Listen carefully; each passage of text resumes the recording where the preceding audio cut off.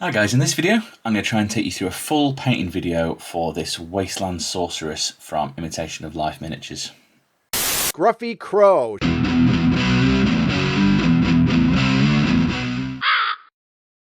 Okay, so I printed this myself, but I'll put some links in the description of where you can get it from either Etsy or My Mini Factory if you want a solid one or a digital one. I got it from the Patreon, which I'll also put a link to, because I think this was September's model, if I remember correctly. I'm also going to be trying out some new brushes I picked up at Selwig from ABC Brushes. Very cheap brushes. Pro Art is the brand. If I remember correctly, the white one was £1. I'm going to use that for metallics. So I find the nylon brushes degrade slower on metallics. We've got a sort of a number 1 that I will use as the just general brush for painting, because I tend to only use the one brush. And then I've got a big flat-ended one, which I'm going to try out with base coating, but also I think I bought this to do for dry brushing, because I think that could be quite good. This big flat chisel end. So all 3 brushes cost me a £5, which is less than I pay for one brush normally. So we'll see how they go.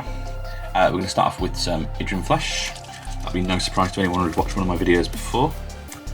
This girl's actually showing quite a lot of skin. We've got her legs. She's got little shorts on, and then she's got her sleeves rolled up as well. So we've got a few patches of arm skin. Actually, scrap that. She's not wearing any sleeves.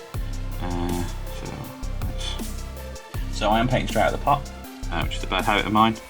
But 2 things. One, the paint in that pot is a little bit watered down, because that's just how I like it.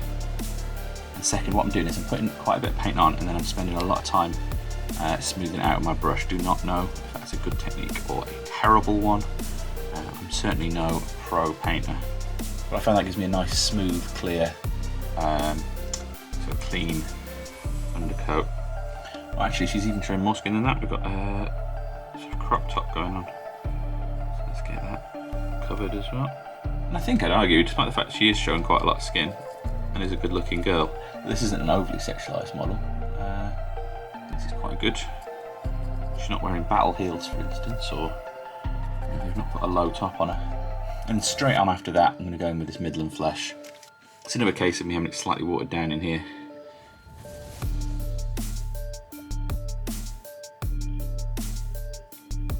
And I'm going to start with some sort of louder, crazier marks. So just where the top final highlights are going to be.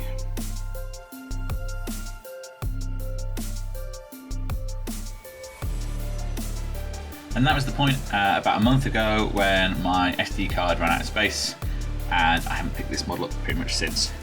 But yeah, after that initial sort of over harsh highlight, I've then gone around with kind of like a dry brush, and we're just trying to pick up on general skin patterns and leave the Idrin flesh in the recesses. So that means you get the bright bits where we put the first highlight, and then more sort of mellow bits where we didn't. On the back where we didn't put any, we end up leaving more of the Idrin flesh showing through.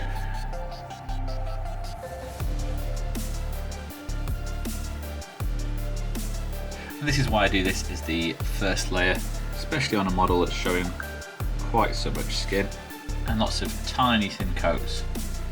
This is essentially what we're doing here, just to build up that nice solid second layer. Once I'm confident that's dry, we move on to the second layer. It's going to be some of this Reichland flesh shade. And because some of these stages take a little while to dry, I do tend to do stuff in batches. So, for instance, at the moment I'm also working on the skin layers on this sort of super mutant looking fella, who's getting the same flesh shade layer now. And I'm just sort of hitting everywhere where there's skin, but making sure that I also just overlap a little bit onto the areas around, meaning the wash pulls against the edges like we have on the edge of the trousers here, and gives that extra little bit of shadow that we want. Okay, so we've got something a bit like that. Okay, so now that first bit's dry, we're going to go in with some more highlights, and we're going to do the same ones we did earlier. So I'm going to be really careful and do like 3 dots on the end of the nose here. And now I'm going to work with slightly more thinned down paint. And like before, we're starting with pretty stark highlights, and then kind of blending those highlights together with the kind of watered down paint sections. It's kind of hard to describe because it's a sort of slow process. And I'm gonna be honest, it's not really, this brush isn't really holding enough paint. It isn't quite maybe soft enough. But anyway, with a bit of finessing and pushing that around, we kind of end up with something a bit like that. So if you look, you can still see the original layers, you can see the dark shadows we added, and then we've put quite a bit of this top layer on, but some of it's kind of transparent. That's kind of what we're going for, I think.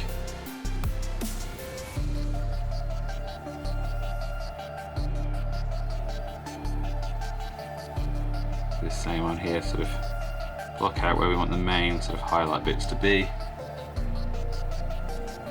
and then kind of fill in the gaps with the thin down paint. We're using really essentially almost water as well, just to sort of move the paint around, blend the sort of various tones together. And there's not really a really good way for me to show you this. It's just, I don't really have a technique. I just kind of work at these areas until I'm happy with them. And there's some bits that I'm more keen on keeping the highlights nice and sharp on, such as the fingers here. I think the more they contrast out, the better that's going to look. And once we've got that kind of unified skin tone and everything's, I mean, I think I'm doing this a little bit softer on this lady than say how I just went and did this one, with much sort of sharper highlights everywhere, because I want it to sort of look that little bit smoother. But I'm going to get some more middle flesh still, and I'm just going to go back in again and then add some complete highlights now. So because we're doing these thin layers, we're just sort of building them up, making them less transparent as we go. And I've actually switched back to the Pro Art brush for this, just to make sure that these tiny areas are where we want. It's actually got a fairly good point on it. It's not a perfect point. I won't be trying to do eyes with it. This is the point. I'm also doing these sort of lines down the backs of the hand as well. Kind of imagine a little bit of detail that's not necessarily there here. And now I'm just sort of having a look around the model, trying to pick what bits are going to be what colours. I spend quite a bit of time sort of almost meditatively doing this sometimes, looking around. So I think I'm going to go for blue shorts and a white top, quite a few browns, a red bandana to tie it in with the rest of my crew. I think we'll stay brown on the kneecaps and the boots, various shades, and then some dark silver metals on some of the elbow pads and shoulders. And then we can do maybe these buttons in yellow and black as well. Try and make them stand out because I quite like them as a feature. So I was always taught to paint from the inside out. So after the skin, I'm going to get in and do these shorts. I like blue shorts, blue trousers. I don't know why. Kind of makes me think of sort of sci-fi type stuff. And I'm being super deadly careful to avoid the edges of the skin. And then like a jigsaw, once I've got the edge done, I can kind of fill in the blocks. So for the jacket and the straps, we're going to start with these two browns for the bases. So the jacket's going to be the darker rhinox hide, and then all the various straps and boots and sort of other leather items I think I'm going to do in the boot strap. And that should give me a nice blend of sort of earthy tones, where the other colours can kind of pop off of. Oh, but the next actual step is going to be the shirt. And we're going to start with a bit of GW Celestia Grey. because I think this would be a pain to try and fill in after. So that's it, just those little bits on the front there for a vest. And yeah, so I'll go ahead and I'll block out all the brown parts. There we go, that's a bunch of the browns blocked out. I think she's starting to look like a whole model. Now we're going to go in with some red, water that down a little bit, and we're just doing this scarf around here. And while I'm painting, I'm still comparing the cheap £2 brush to the slightly more expensive Kolinsky Sable ones. Still a relatively cheap brush, but probably at least twice the price. But I think at this point it's a pretty clear verdict. I don't have the same control over this as I do the Sable one. I've got these in a couple of sizes, and I don't know, they're just a lot smoother and neater to work with than this one. The flex on it and the way it goes around the model is not as nice. And there's the red on, and I'm really happy with that. I'm also currently thinking about this this flame in this hand and what colours I could do it. So green, it might be an interesting colour, but that would clash too much with that we've already got the red and the blue on here. So I think because we've got the blue down here, I reckon we're going to do it blue. And I think I'm also going to do the eyes blue. So blocking them out in blue rather than the black that I'd usually use for that step. And there's our flame in blue as well.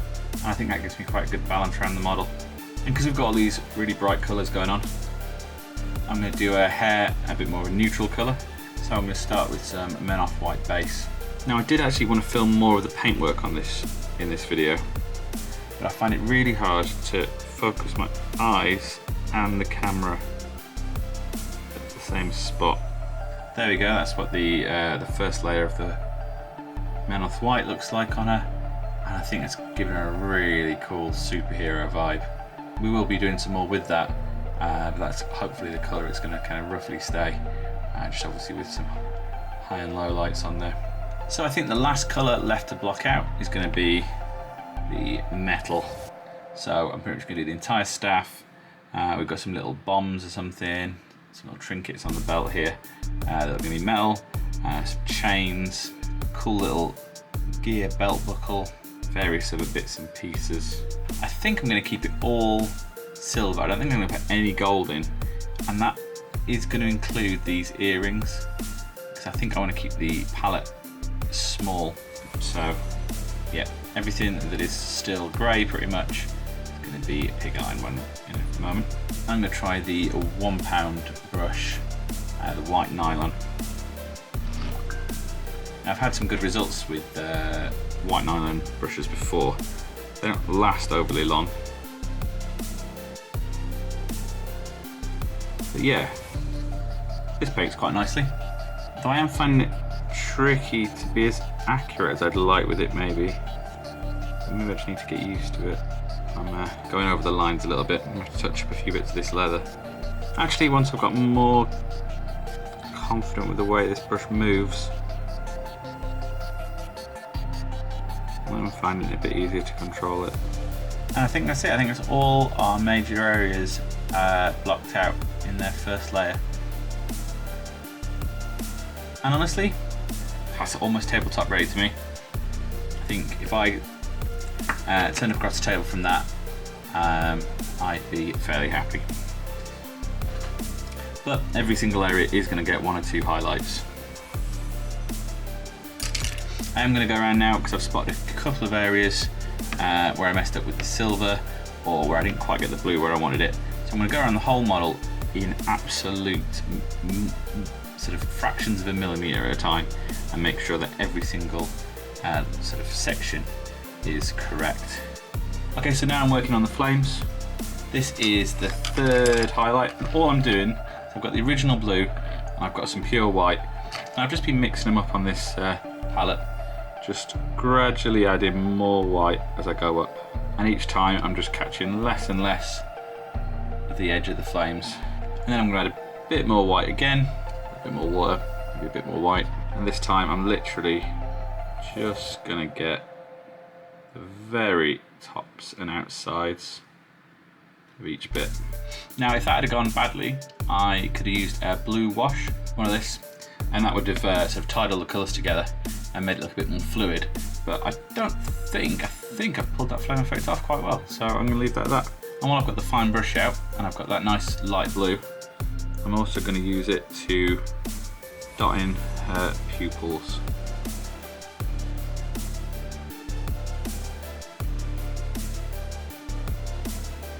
So dot, dot, and dot, dot. You know what, I'm gonna use a little bit of that blue tone. Put that on my palette, a little tiny amount. I'm just going to use that in her sort of eye cavity, just to sort of give her a bit of sort of eyeshadow, sort of extend that blue around more than just in her, purely in her eye. I'm going to do the same on her fingers. So I was very careful not to get any of the other paint on her finger ends, but now I'm going to be less careful with the blue. I'm just trying to get the inside edges. Try and give the sort of impression that this thing's giving off a bit of a blue glow. I've never been very good at object source lighting, so I'm not going to try it in this project, but I think that kind of worked and given the effect I was kind of after. I'm going to keep with the theme of washes now. So I've got some Null Nile here, and I'm going to use this on the blue parts on her trousers, especially around where they meet her leg. And that'll add in a little sort of line shadow. I'm also going to put some of this anywhere where there is the metal parts. As you can see, that's both toning down some of that metal and also bringing out a load of the details and adding those shadows in, like under the hand there. And obviously we're applying this in a very different way to when we did the skin wash. I am just using this small brush, which gives me nice control at where I want this to go. Also, you can see I'm going to put some under this red here, where her neck is, just to add shadows. So we've not even highlighted the red yet, but I'm throwing those low lights. Yeah, and I think some of these black outlines sometimes is what gives my kind of cartoony style, I think, on some of these models. Gives that kind of Borderlands cel-shaded look, I think, a little bit.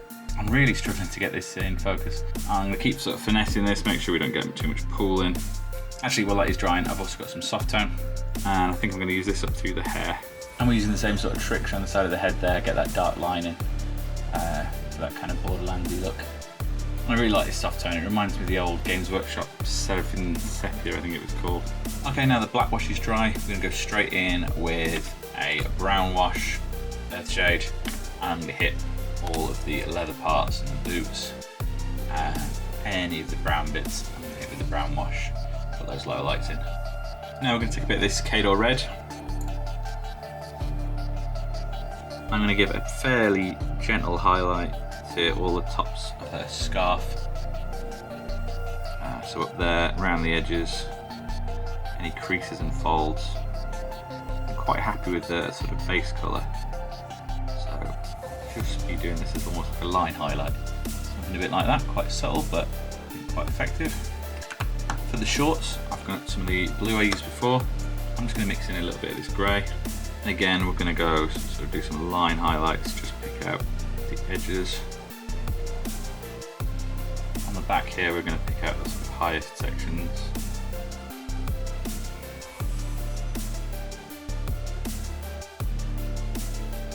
So I want to keep it quite dark.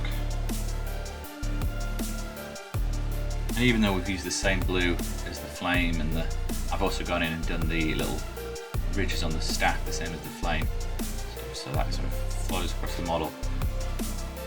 Yeah, even if we've used the same base colour, I think I've got a distinctly sort of different sort of shade to it. So we're keeping the palette quite small, but we do have like distinctly different colours. All of the lighter leather, I'm going to wait a few more moments for that to finish drying. But then I'm going to just go in and do similar sort of line highlights to any of that, just using the original colour. So for instance, around the top of the pouch here,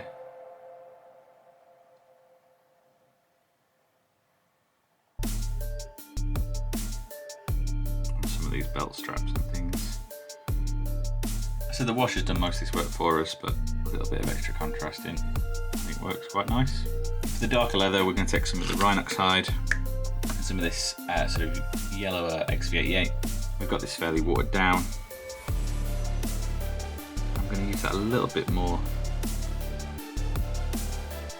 liberally than I did with the other highlights.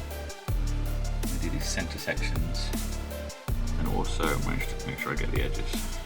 Kind of like I did with the blues before. I'm just going to keep mixing in more of the X-V88 as I go up.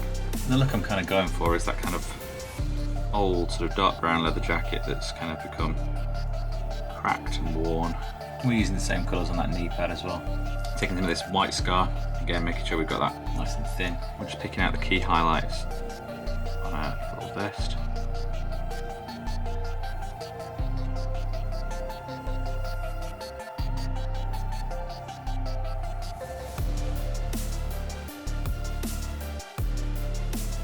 Getting this bit around the back.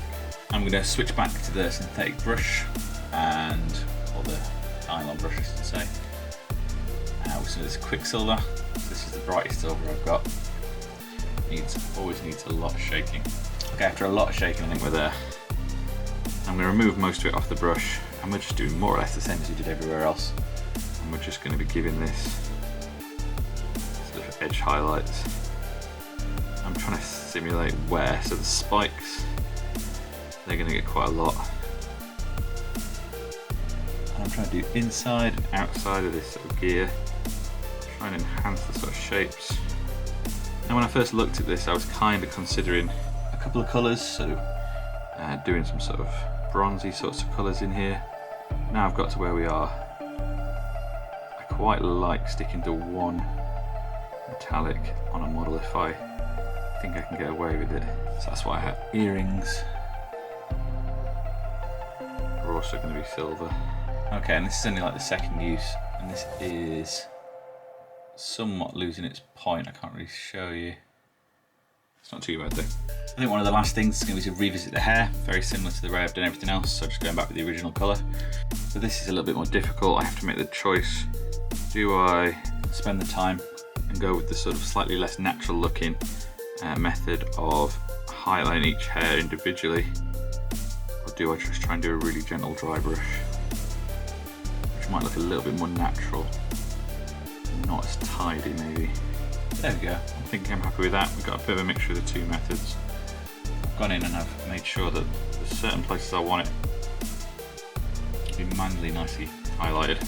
A couple of other bits to note is I put some wood grain on this knife, so that's the Idrim Flesh base skin tone and some sandy dust. Just highlighted at the edges of that knife sheet a little bit. Yeah, I think I have managed to capture pretty much every stage of this step by step, and I think we're done almost. Actually, I can see one more bit, and that's these two pin badges. So I've just finished putting this one in black, and I don't like it. I'm not sure I do. I'm going to try and paint a smiley face on this one. There we go, a bit splodgy, but we might be able to fix that. And the black one, I'm just going to try and do a little panicky symbol.